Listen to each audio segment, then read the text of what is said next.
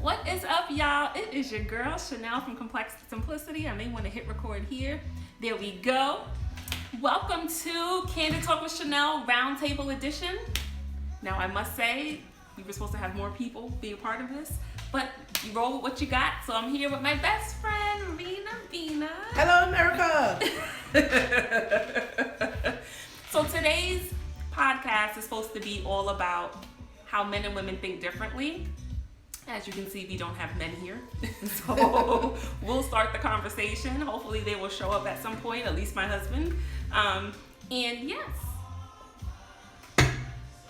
this is my best friend I refer to, folks, who rock out with me on complexsimplicity.com. Yes, this is her. I'm excited. I'm nervous. Don't be nervous. Well, before I get to, we have a jar of questions. Before I get to this, first things first, I'll say thank you so much for being my ride or die as usual and coming. Always, yes. Coming and being a part of this podcast. This is a new venture or extension of my brand, and I appreciate you supporting and helping me as usual. So yeah. I love you. I love you too, boo. Yes. So where do you want to start with these guys? Where do I want to start? Mm-hmm. I want to start with the truth. Ooh. That's where we want to start. Tell me more. What do we mean? Men think, and some women think that men and women think differently. I don't think that we always think differently. I think we express ourselves differently. What we feel comfortable with sharing, not sharing, our thoughts, our feelings, our emotions, right? So being able to be open and honest, and vulnerable. And I think men sometimes struggle with being vulnerable because they wasn't taught or socialized to be vulnerable. I agree. Yes. I agree. So before we dive into all the craziness with like men and women, have you ever been in love? Have I ever been in love? Well, I don't believe in love, like falling in love and falling out of love. I think love is action. So have I cared deeply about somebody? Was I kind to him? I would say yes. Okay. Go ahead. Even though I don't think he loved me back the same way, but maybe not. I don't know. But I could say I loved him. Okay. What do you think that relationship or situationship taught you? To be vulnerable. I mean, even for me who, struggle with that. Can I trust you with my heart? Can I trust you with my thoughts, my emotions, and my feelings? And so I was able to say, I love you, and these are the reasons why. Even though he was more like, you're going to love me today and hate me tomorrow, right? And I think that wasn't situational. My love wasn't based on if he told me he loved me back, or if he loved me back. It was something a choice that I made for this gentleman. See, what y'all don't know about my girl Raina, we used to kind of call you the runaway bride. The runaway bride. So that's big. That's big. Yeah, it's huge. It's huge. Relationships that I were in was usually because they tackled me down. They hounded me enough to be in a relationship with them. Did I like them eventually? Yeah. Eventually I liked them. Enough to, date them or be in a relationship with them. But this last situationship, in the words of the great, what's her name? Snow Allegra, situationship. It was almost like 6 years, right? This month would be 7 years. A long time to be in a situationship. And yeah, I still deeply care about him, even though I don't see him as often or as much, but yeah.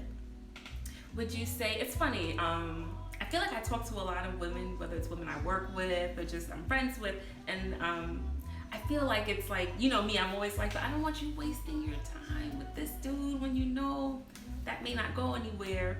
Do you feel like you have room in your heart for someone else? Of course. Again, I believe love is an action word. I believe it's just not the butterflies in your stomach. It's what we can build upon. And I think that every relationship teaches you something about yourself. Yeah. Right? So one relationship taught me patience. One relationship taught me how to be vulnerable. Another one taught me, I don't know what it taught me, Sometimes it teaches you how to do some things out here. That too.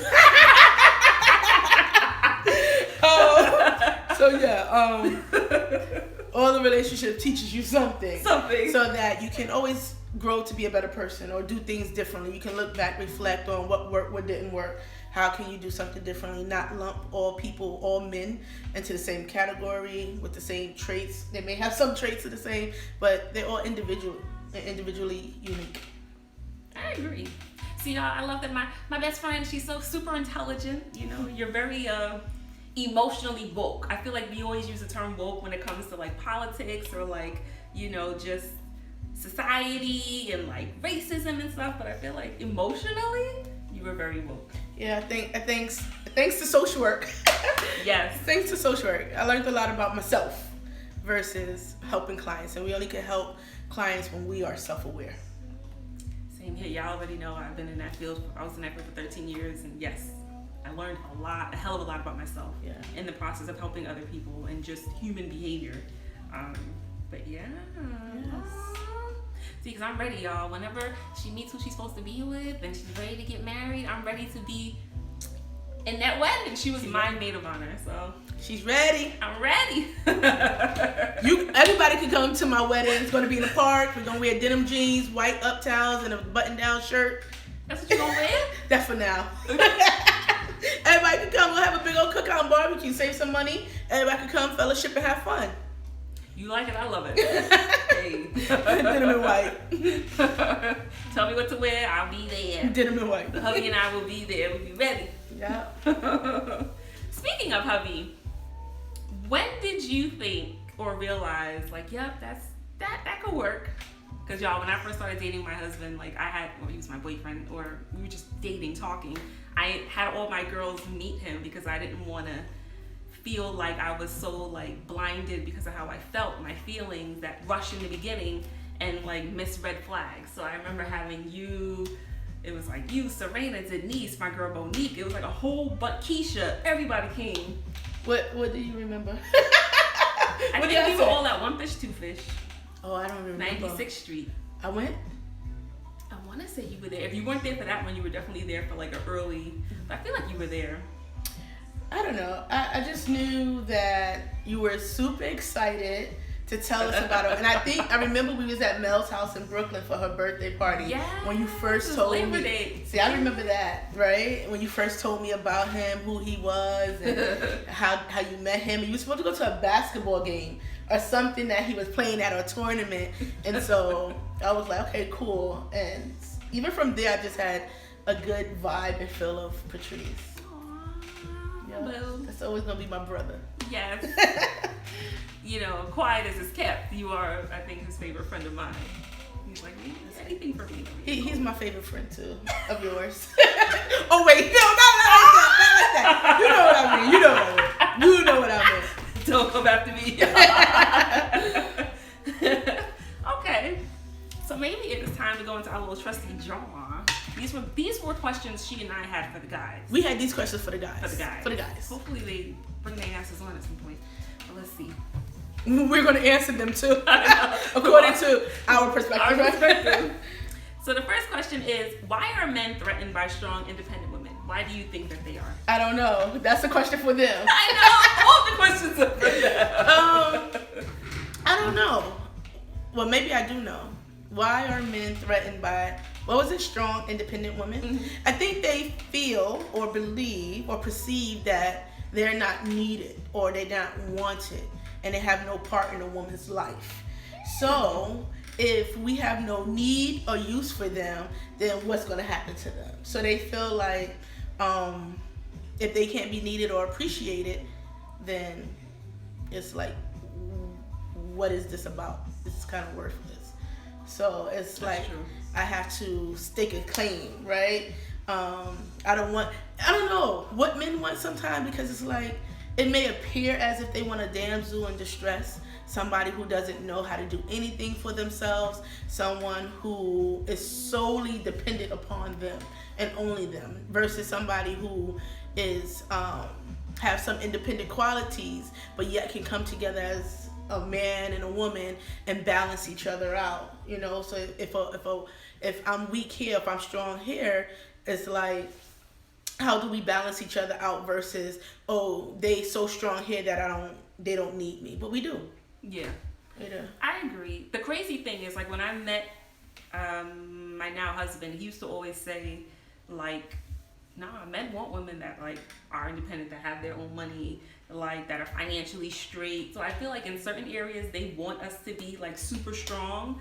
I guess areas that'll be beneficial to them, but then in other areas they still want to feel like that man, that natural ability to, like, I guess, provide or to take care of or to protect or whatever, you know? Mm-hmm. It's weird, and I debate with my husband about this all the time. It's like, why is it that, you know, when it comes to money, finances, or certain things, jobs, you know, I hear them bragging amongst themselves when my husband and his friends are here, like, yeah, you know, she has a good job, Shorty's an attorney, like that's like a huge thing for them. But then it's like, in other instances, it's like they don't want you. They want that damsel in distress, so to speak. They want that woman that's gonna cater and, like, be that career boss chick, but still be cooking, cleaning, sexing, and doing all that kind of stuff. Like, what we always were thought of or taught of, like a woman who stays home and takes care of the kids, mm-hmm. almost. You know, it's like, yeah.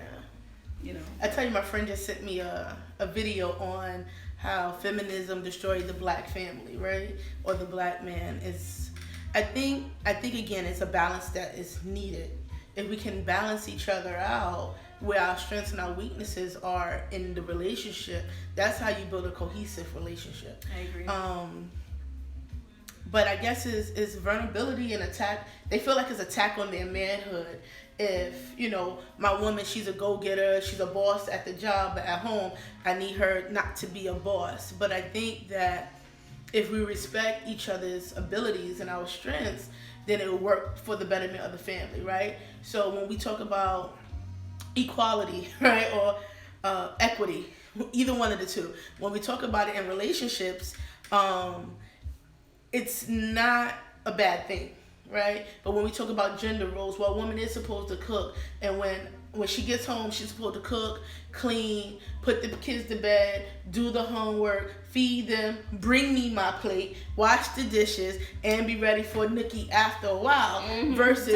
Versus, you know, okay, she's coming in late, let me start dinner, right? And she get in, and she can do the dishes, right? Or I'll put the kids to bed, versus the shared responsibility. It's like, no, all's gonna fall on her, and then she becomes resentful, like, okay, I work, you work, we both in the house, and you're not doing anything. And then people who become disgruntled and don't know how to voice their feelings, then we start seeing behaviors, right? Oh, now this woman is disrespectful to the man. Why she's disrespectful to you is because she's doing everything and you can't see that. And then when she's ready to talk about how she feels and what she's feeling, you don't want to hear it because, oh, now she's emotional. Mm-hmm. Men, mm-hmm.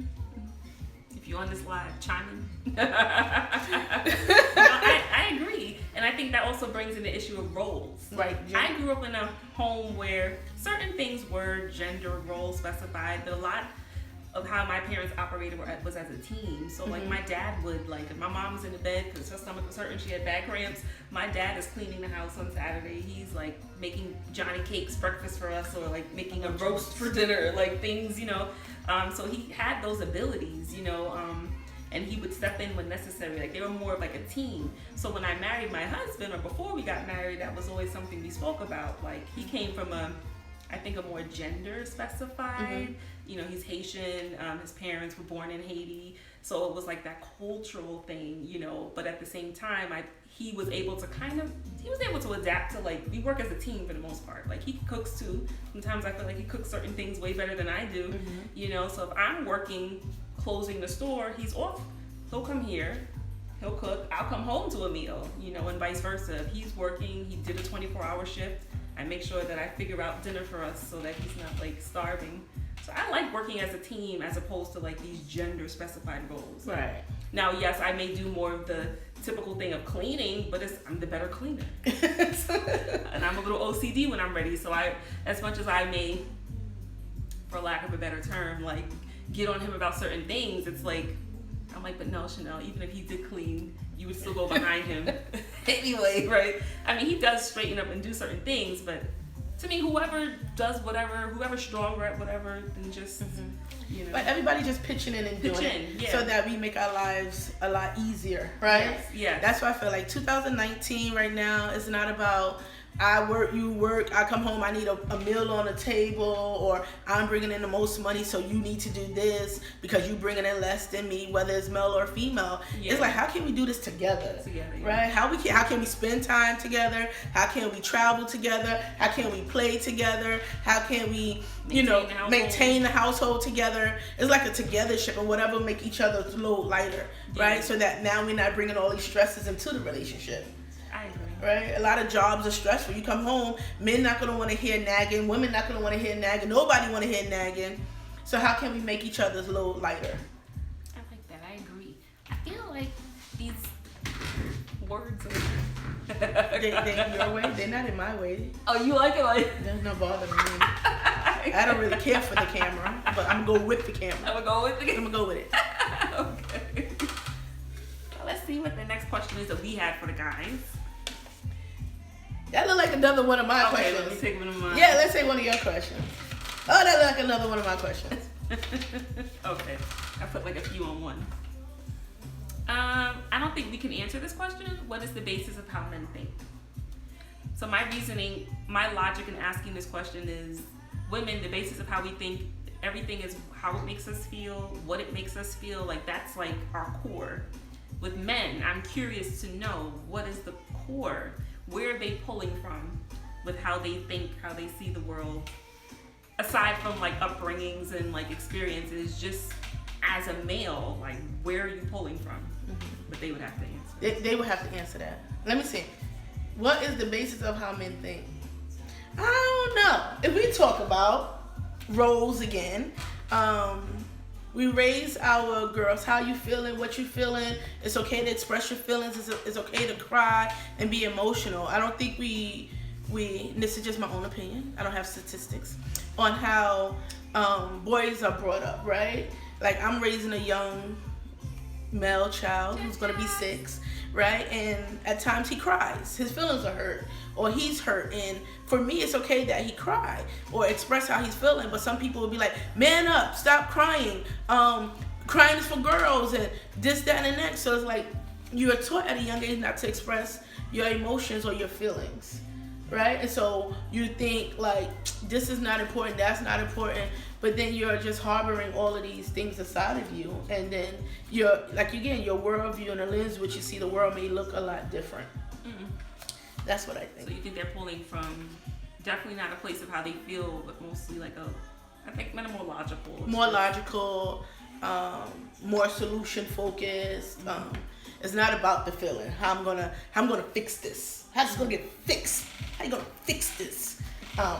Stop telling me about this, and this, and your feelings and how you feel hurt and betrayed. How you gonna fix it? What you gonna do next? What's the next step? And that's what men tend to go to, right? And so when they are feeling some type of emotion, I don't think they really know how to handle it sometimes. Most men I know are hermit crabs. They're shut down. They're silent treatment. They do silent treatment. They'll go and you don't hear from them for a couple of days. So that they can, I guess that's a way for them to process what is going on and make sense of what's going on.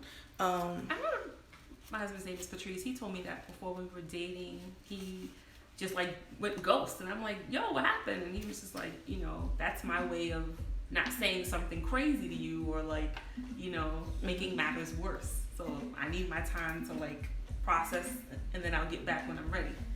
And I had to kind of like, okay, I get it. So I didn't take it as personal. You gotta give them time. Deal with it the way they deal with it, and not nag so much. I need to know like what triggered you, why you triggered, what's going on, what's driving this behavior. I think that's the social worker that comes out a lot in most of my relationships. But I feel like even our female friends don't understand that part. I think that's why we vibe because we understand that part. But like even some of my female friends, I don't think they understand that part. So yeah. Okay. My second question is, at what age are men more apt to be ready to settle down?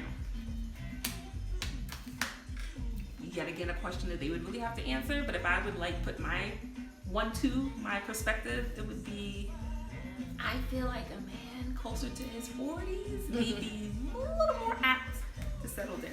Yeah, I think they done played around enough, and then they realize they're getting old, and eventually they're gonna need somebody to wipe their butt when they get sick. No, but they just played enough, and so they experience. You want to be with them when it's like. When they have experienced the world enough, and now they're like, okay, because some men feel like there's too many women in the world just for, them to be with one. But as they go through life and mature, then usually, I'll say closer to the 40s, they tend to slow down a little bit, right? Some. Yeah. Because we know, like, we still have holes in our heads to about 26, right? Our thinking, our frontal cortex, all that's not fully developed until about 26. Some would say that, females mature faster than men. So if it is 26, for men it might be 28, So there's a lot of things that play a factor too. When adolescence ends, when life really begins, you're really still exploring in your 20s, even in careers, and not until in your 30s you start grounding yourself and setting root. I think, because even when I think about my husband's friends, and I say this a lot to my girls, like, to me, they represent and I mean this in the best way for any of y'all that are my husband's friends, GP, that may be tuning in. I mean this in the best way, but you guys represent the average male, the average man. And a lot of y'all are still out here dipping and doing it. 40 plus, like closer to 50, But I think that can do a hurt too. I have a friend who think that men nature is different than woman nature, right? That men need women, right? When we hear that for men it's not an emotional connection, it's a physical connection. It might be something different. They might look at women differently. They might come back to their wife and now appreciate her more. But in the same vein, I always say women could be just as tempted out here. Like, let's not get anything twisted, But for me, the thought of dealing with more than one man is like exhausting. That's a lot of work. Can you imagine? I think everything is a choice. I think temptation is going to come in every which way or form, to male or female. Yeah. It doesn't matter, married, in a relationship, single, doesn't matter. Temptation is out there, it's going to come. It is. And I think we all have a choice to decide if we're going to go for it or not go for it. So I don't think it's a man's nature, a woman's nature. It's nature, it's life. And it's up to you to know what you have at home, right? If something is not working in a relationship, then we should be able to talk about what's not working before we lean towards the temptation. Exactly. Because when things are not working, then we are more apt and inclined to lean towards the temptation and go that way. And then they're like, oh, it's just a mistake. It wasn't a mistake, and it's been a year.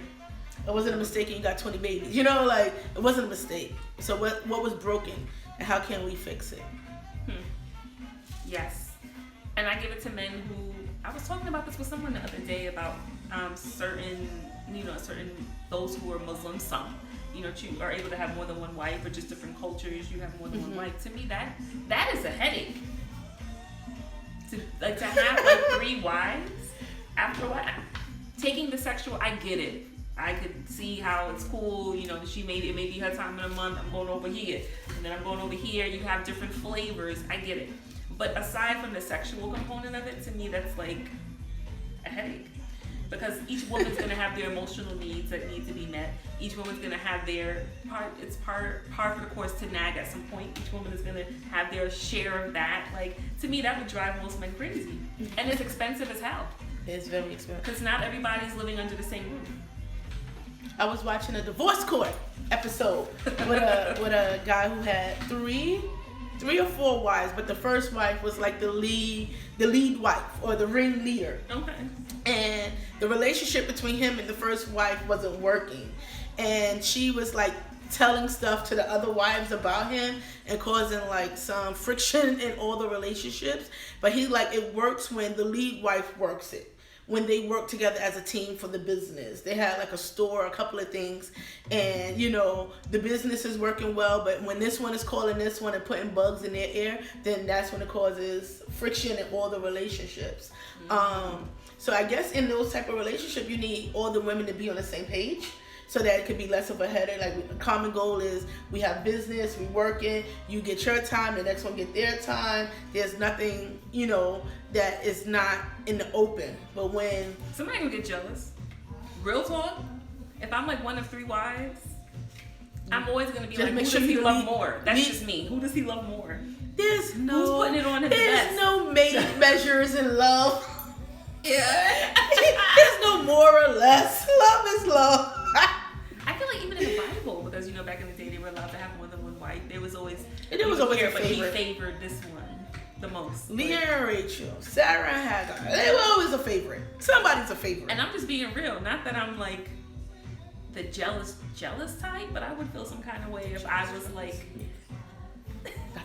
I'll be real. I have jealous moments in life, but I feel like I would really feel some kind of way if I'm like, wow, I'm really like, I can tell this man loves her more than he loves me. Like, that would kind of hurt me a little bit.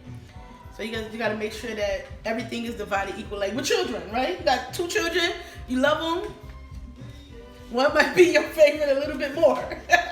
You just operate differently with the personalities. That's an interesting conversation I would love to have with parents. I'm not one yet. I'm put out there. One day it'll happen. But like, that's interesting because I know in my family, my grandmother for sure I know had favorites. God rest her soul. For sure. My grandmother had favorites too. Both my grandmothers have favorites. and so I would feel some kind of way. Had favorites. I would feel some kind of way though, like. But I was the favorite for one, so I don't know what kind of way I felt. I was the favorite, and so even at her funeral, I was the first and the favorite. But I tried to make it clear to her that all my siblings and my cousins, we all unique and we all have our strengths. And it's not great to compare one to the next. Yeah. Another podcast, a future one. All right, let me see. Did I have another question on here? My last question was, keeping with the theme, is monogamy unnatural for most men? I feel like it depends on how old they are emotionally. Where they're like, nah, I'm good with just this one woman. This is who I want to be with, do life with. Not to say that you won't get tempted, because everyone gets tempted. But like where they're like, no, like this is where I want to be, But I think it takes a lot of emotional maturity to get to that place. Yeah. To do that and to feel that way. I agree. I think us as women, we just automatically feel like, yes, we're built to be monogamous, but then there are times when we'll be tested too. You know what I'm saying? And I had to learn that, where it's just like, don't think that you're too good to not get tripped up out here and dance with the devil. So, Literally. So, I run if I see anything that mirrors Beelzebub, I'm like, I'm out. Yeah. And then it's like when you love someone and respect them so much, you wouldn't even want, you know what I'm saying? You wouldn't even want to open any door for any of that anyway. It's a choice. Yeah. And what are you entertaining? Right? That conversation coming, you shut it down from the door. That inappropriate whatever, look, touch, whatever, shut it down from the door. That's what you have to do, but a lot of times we entertain. We entertain it, you entertain it enough, then it happens. So some men would say women are good at cheating because they can hide it a little bit better sometimes. Do you agree with that?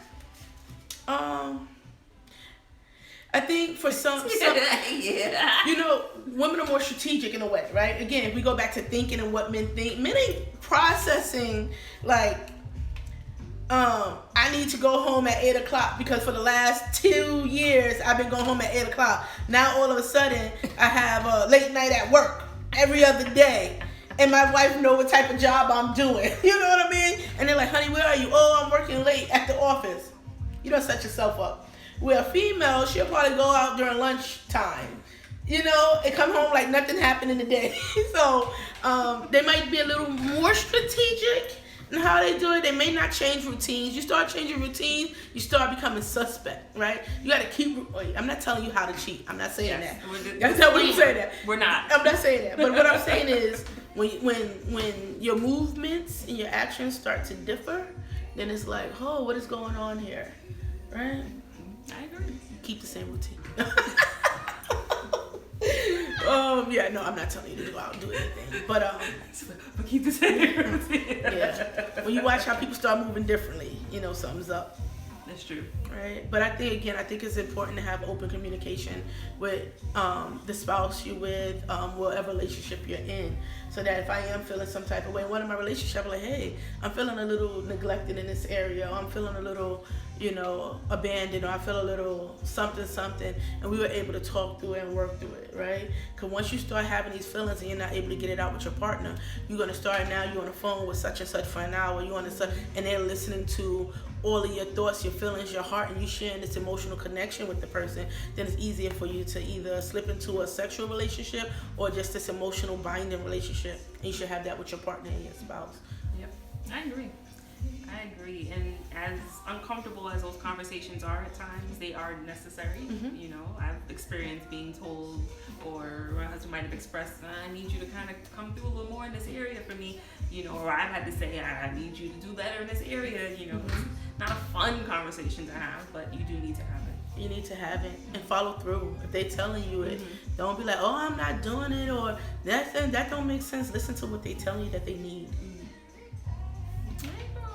Look at us. At $100 an hour. I'm available Monday, Wednesday, Friday at 5 p.m. Not yet, I'm just joking. I really do feel like that's part of maybe your career, professional purpose would be to maybe help people out with relationships. I try. I come from a firm believer that relationships are relationships. Whether it's intimate partner relationship, friendships, family ships, I think relationship is relationship, and how we navigate them in every aspect is how we show up in all our relationships. So some people are like, oh, is it different when you have a husband or a boyfriend versus how you're in a relationship with your mother? But you show up everywhere, right? And how you work through difficult conversations, and you work through conflicts, and you work through love and the different love languages, and being able to get needs met. So if it is like, I'm big on acts of service. If you do something for me and with me, oh my goodness, that's the best thing ever. I also love physical touch. I like massages. But if my partner can't give me a massage, or choose not to give me a massage, where do I get massages from? I don't seek it with somebody else, but I go to a massage parlor. If quality time is with my partner, he can't give me that too much, then I'll find my homie and be like, hey, let's go do this. So you have to also be able back to self-aware, like knowing yourself and knowing your partner. Yeah. Yes. Even though sometimes in love and in relationships you have to do things that you may not naturally want to do. I always say to people, my husband and I have similar love languages, and then some of them are different. And there are times where it may not be natural for me to show him love in a certain way, but that's what he needs. And so I'll do it because I love him, and I want him to feel loved and to feel valued and appreciated, and loved the way he needs to be loved, not the way I feel he needs to be loved, and vice versa. And it doesn't make you any less than, right? Yeah. To do that. And that goes back to why I believe 1 Corinthians, when it talks about love, like love is kind. Love does not boast. It does not keep record of wrongdoing. Remember when what? Right? Can I be kind to you even when we're in a disagreement? Can I still go in there and make you some tacos? You know what I mean? Can I still meet those needs even when everything isn't rosy? Right? When the Egyptian said, can you stand the rain? Storms gonna come, hurricanes come, tornadoes come. Can you withstand that? Because even when the sun is shining. But a lot of times when the rain and the hurricanes and the storms come, we bolt for the door. We run the opposite way. So it's not flowers. It's not beds of roses all the time. But how can, we make it through that season? Very true. I always say marriage and relationships are beautiful, but they are not sunshine and rainbows every day. No. It's the the false expectation that we think of them, right? It's like this fantasy, especially us as women. It's like this fairy tale fantasy that we're like bred to believe is marriage. And there have been many who have gotten married and been very disappointed.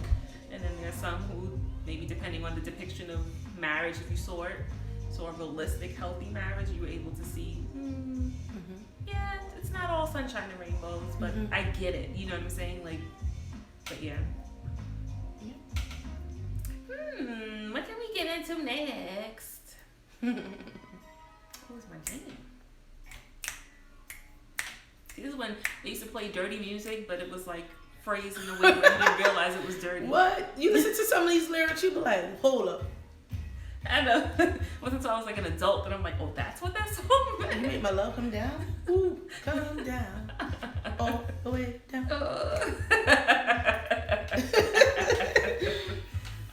Now, a topic that I always talk about or touch with this brand is definitely friendships. So being how you are my best friend, we gotta definitely have that kind of conversation. So do you feel like us as women, putting the men, kind of putting them to the side right now, us as women are capable of having balanced friendships in 2019? Can we? Yes. Do you think that this is something that is often seen? Do you feel like you have like a plethora of balanced friendships in your life? A plethora of balanced friendships? No. I have maybe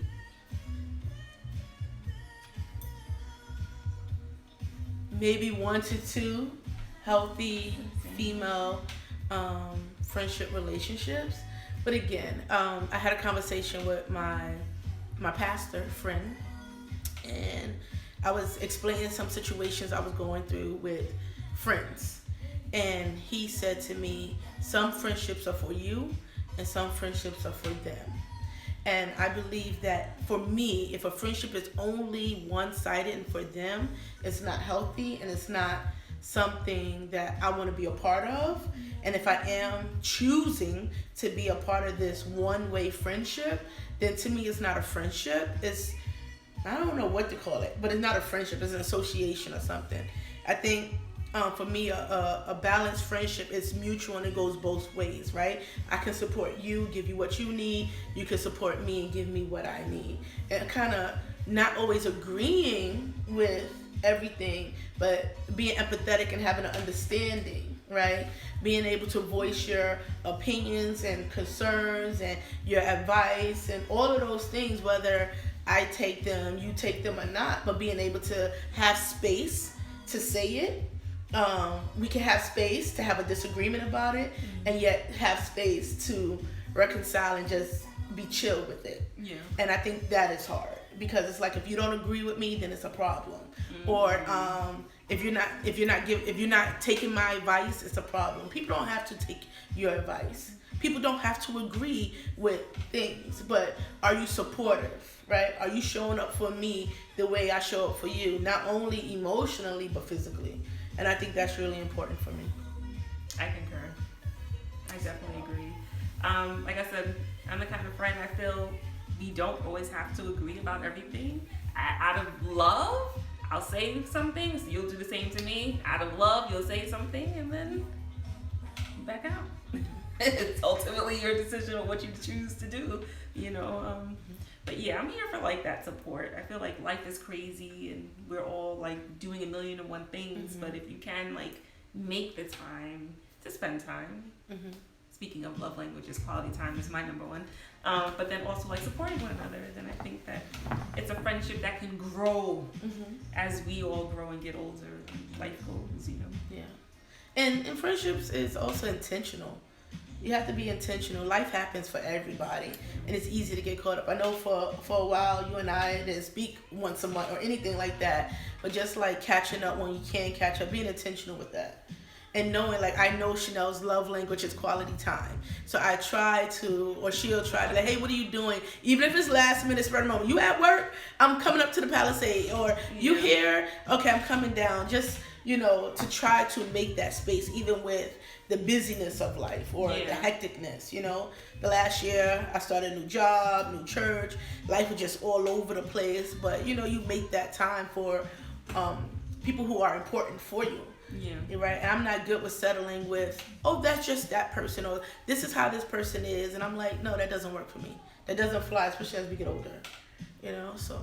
I probably had more tolerance when I was in my 20s with that kind of stuff, but no.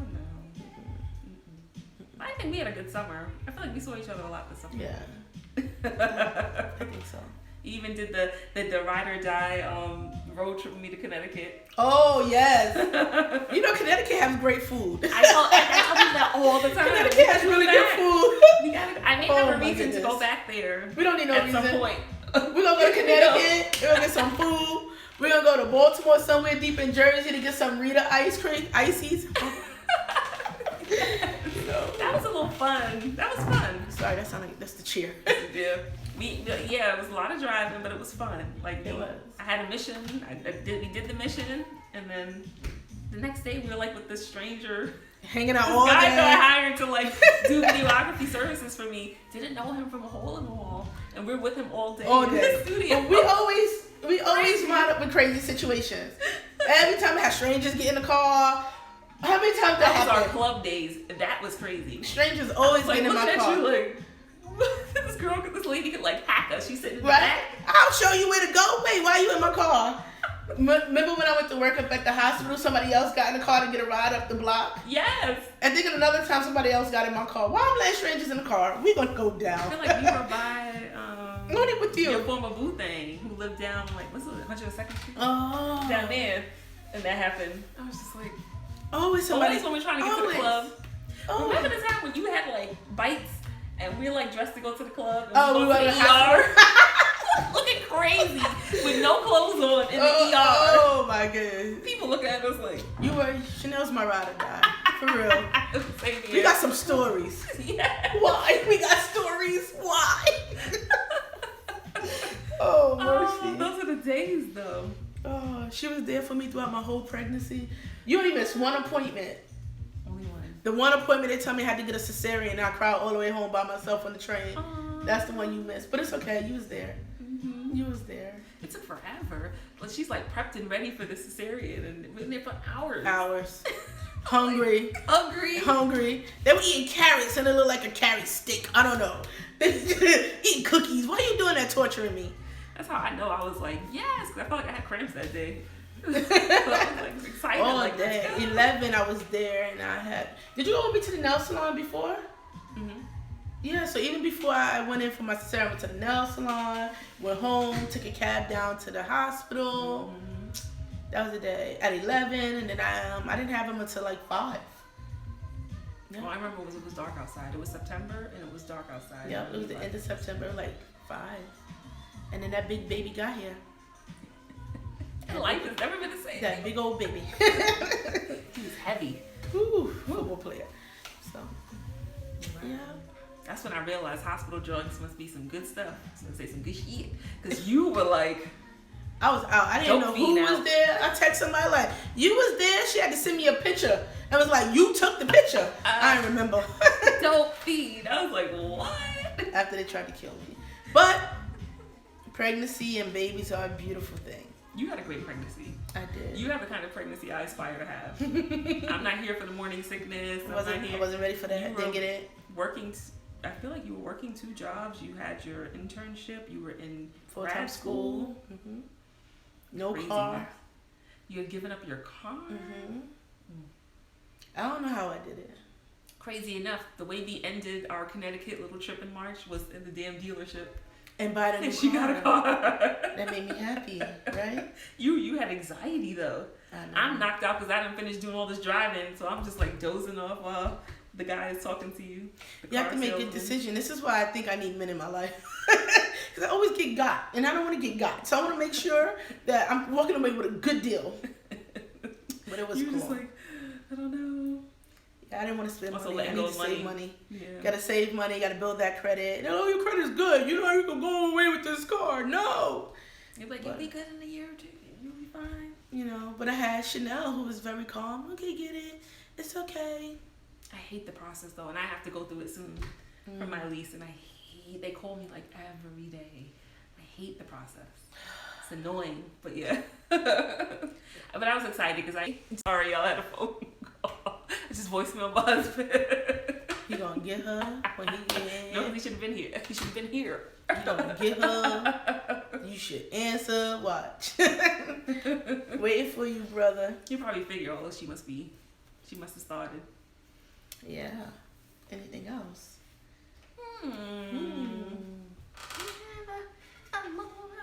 Let's see. Probably more questions only they can answer. All right. What is this? Nope. Next. I think we answered that one. No? Yes. Let's do this one. You know, men always talk. I'm not going to read the question. I'm just going to talk. Men always talk about, not all men. Let me not generalize all men. Some men, especially black men. I'm going to say black, and that's going to include West Indians, right? I'm not going to say African American. I'm going to say black men. West Indian men. Black men. They always talk about, I'm the man. I'm the man. And I want to be treated like an alpha male. And, you know, I used to say, but you're a beta male because you're only a man by lip service, by saying I'm the man, versus action. And that bugs me all the time because you don't do anything to say that you are the man and you need to be respected. You home playing video games. How are you the man? What happened there? I'm confused. I agree. I think some men didn't have that example, and so it makes it difficult for some of them to be able to step up and be that man that most women would need and want. Yeah. Sometimes it's cultural. Lead me. I don't have a problem following. Lead me. Don't lead me into the ditch. So do you agree with the Fantasia statement? What she said? Her whole thing was she feels like a lot of women are still single because they're not submissive. Could be true. Also, I think that based on experiences that people have had, it's hard to be submissive. What are you being submissive to, right? Go back to the lip service. So if it is a man who says, be submissive unto me, and we could take it biblical or not biblical, but you're the leader, you're the prophet, you have a vision for our family, you have a vision for our life, and you're moving and you're working towards that. I don't think women have a problem in that area of being submissive. And what does submission look like? A lot of times when we hear submission, because slavery, I'm gonna go back, I think slavery had messed up the family unit, is like, I am ruler over you. Right? I'm going to whip you. I'm going to beat you. I'm going to do all these things to you versus caring and nurturing. Right? So if you're caring and you're nurturing and you again, you're the pastor, the prophet, the provider, the protector of the family, then I don't think women have a problem knowing that I'm going to be secure in this hand.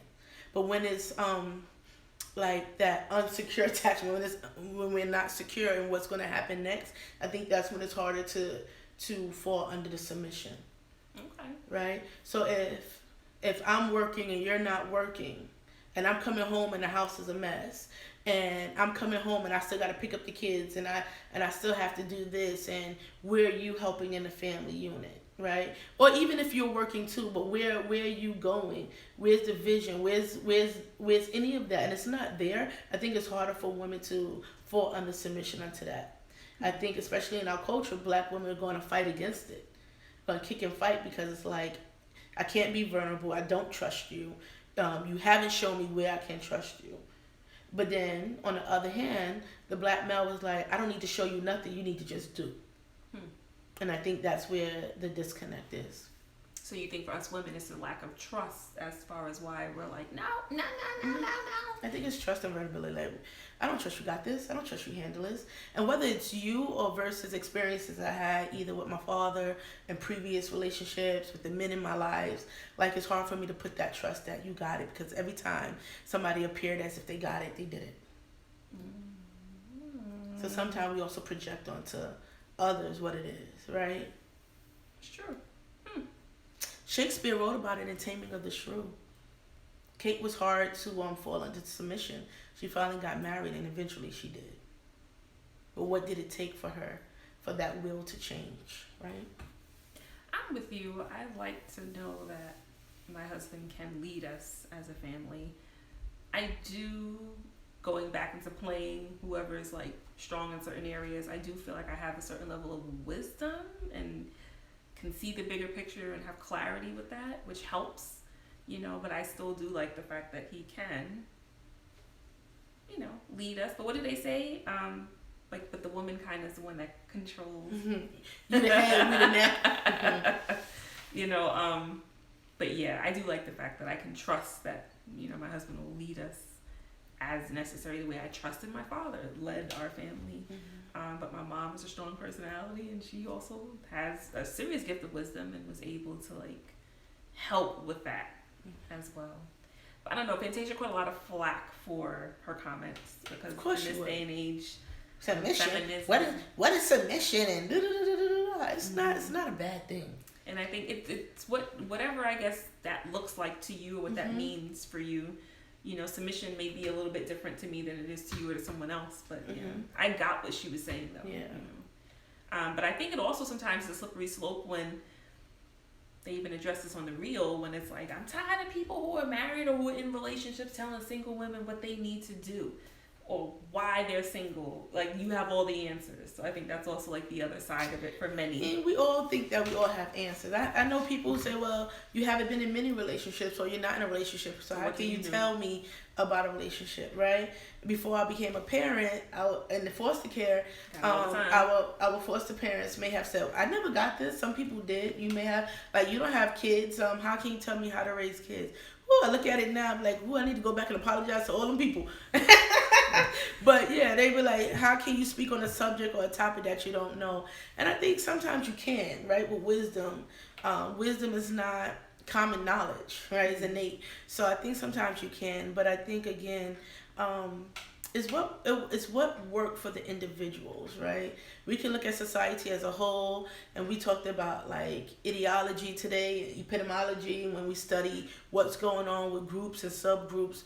Again, slavery has done a job on the family unit, especially the black family, and how that look, and people still trying to gain status, and what does this look like? Am I less than because of this, and am I more than because of that? But I think whatever works for the relationship, right? I know for me, I don't think submission is the driving force and factor. For me, it's partnership. Right? How can we do this together? I'm not disrespecting you. You're not disrespecting me. You have strengths. You have weaknesses. I have strengths. I have weaknesses. How can we balance each other out? Right? It's a business. Are we working well together? Is this company going to run? And what does this company needs? And so I think that's how that works. Somebody's going to be a CEO. Somebody's going to be a supervisor. Somebody's going to be an employee. How do we, and it's fluid. I find most of this stuff, especially in 2019, a lot of this stuff is fluid. So how do we move in and out and weave and bob through this? Very true. But yeah, even I'm not going to lie, as a married woman, I find myself trying to frame things in a way that's not going to come off where it's because I'm married, I know it all, because I for sure don't. I don't. There's still a lot to learn. But what I do know, I try to share it. I always hate going through different experiences and having these growing pains and learning curves and just keeping it for myself. That's not the purpose of it to me. So I still always try to share, but I just try to share and express it in a way that's not going to make anyone feel some kind of way. I'll never forget. I might have did a vlog like a year ago, and this one young lady was like commenting like she likes my vlogs, and then I had one about like, I think I made a comment where I said I don't think it's like that hard to like for love to find you, and she like read me,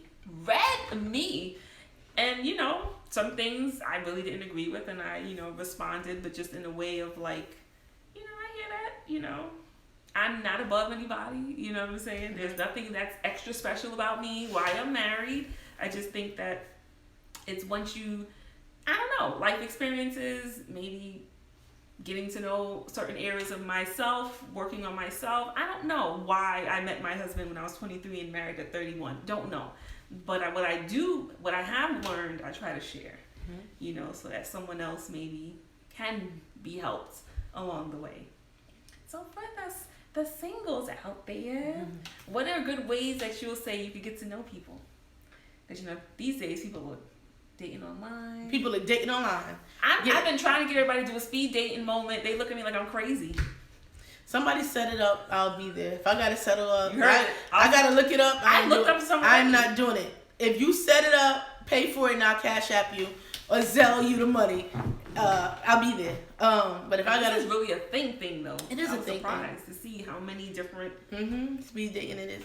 I guess all of them apps, the dating apps work. I know a lot of people who are married based on the apps. My brother.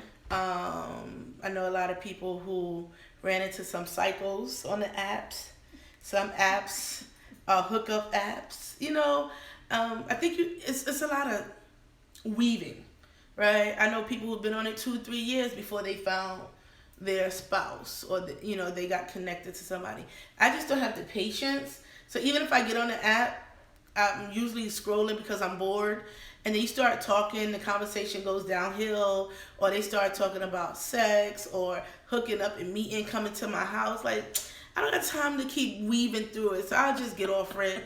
I don't know, I'm psycho. Whenever I go to Manhattan, I'll make sure my eyebrows are did, my eyelashes are good, because I'm like, I'm going to find my husband on the train down in Manhattan. You never know. So, my manager said to me the other day, sorry, I'm not trying to put your business out there, but she was just like, yeah, I was in